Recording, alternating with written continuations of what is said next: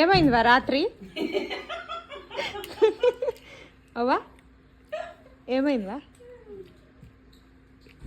పన్నాలంటే మళ్ళీ పొద్దుతాం ఏమైందని అడుగుతారు నన్ను. ఇలా డాక్టర్ ఏమన్నాడు? పన్నావు, అంబులెన్స్ వచ్చింది, నేను అస్సలు కదలలేను, మత్తేసి తీసవండి నన్ను అంటావు. ఓకే తీసవైనాము. డాక్టర్ ఏమన్నాడు?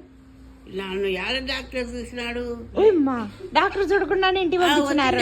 డాక్టర్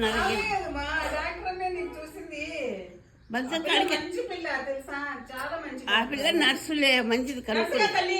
డాక్టరే, ఆమె డాక్టరే. ఆడపిల్లలంతా నర్సులేనా హాస్పిటల్లో? మొగలేనా డాక్టర్స్? డాక్టరే నీకు చూసింది. సర్లే ఏం చెప్పి పంపించినారు నీకు?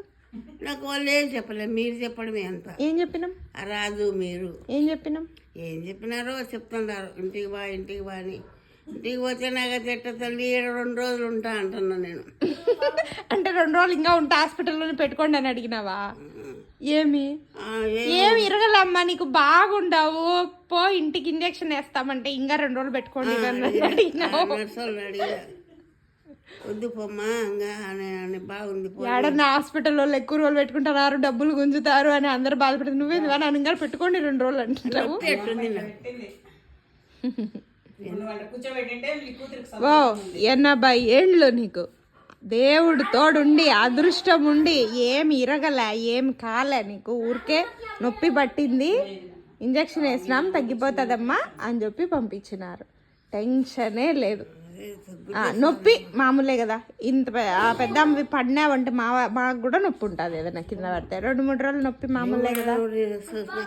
ఈ నుండి తిరిగిపోతున్నా వాకింగ్కు. ఈ నుండి పిల్లల దగ్గర నుండి ఎనికి కుట్టింది. ఎంత నిలదొక్కున్నా ఉంటే నాకు చేత కాలేంగా. బాబా నీ వయసు ఎంతవా? నీ వయసు ఎంత? నేను చెప్పేది నువ్వు నాకు అర్థమైందిలే. నీ వయసు ఎంత చెప్పు. ఆమె పోయి వాకిలి తీసినట్టే పైసలు. ఓకేవా నీ వయసు ఎంత చెప్పు. తాపల్లో పడి నీ వయసు చెప్పు. నీ వయసు ఎంత? 80 పైన.